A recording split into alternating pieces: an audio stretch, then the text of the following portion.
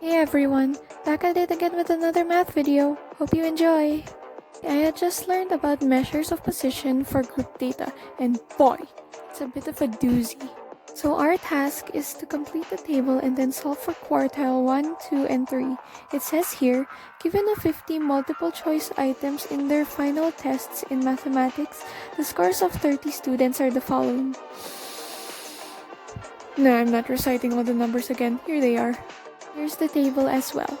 First, we have to complete the scores. Some were already put there, so all we have to do is analyze how far apart they are from each other. By simply looking at the first scores, which is 46 to 50, we can conclude that each numbers are 4 numbers apart. Using that logic, your scores should look like this. Next, we'll do the frequency.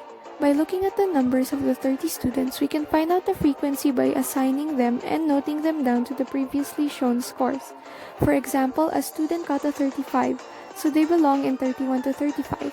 Someone got 13, then they belong in 11 to 15, etc. Your final frequencies should look like this.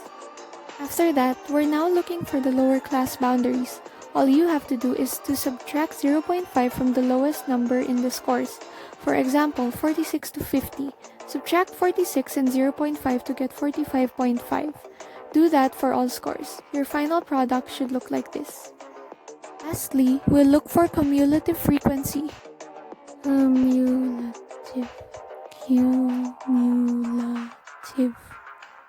Anyway, this is where it all gets a bit complicated, so follow along. Copy the frequency of your lowest score, so 1. To get the next one, add your cumulative frequency to the next frequency in the list. So add 1 to 4 to get 5, add 5 to 7 to get 12, etc.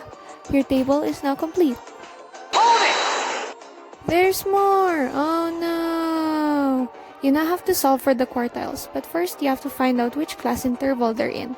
Use these to find out. Let n be the total frequency, which you'll get by adding all frequencies together.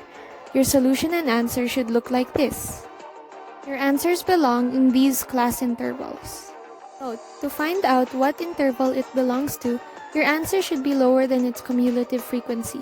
If your answer is 7.5, then it belongs in 21 to 25, because its cumulative frequency is 12. So complicated.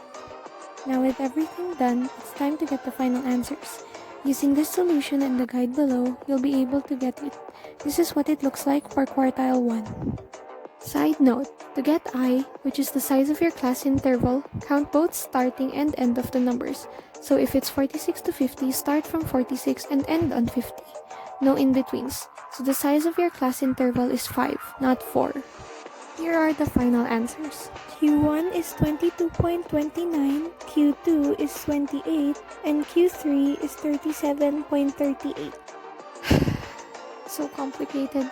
Anyway, that's all for now. See ya!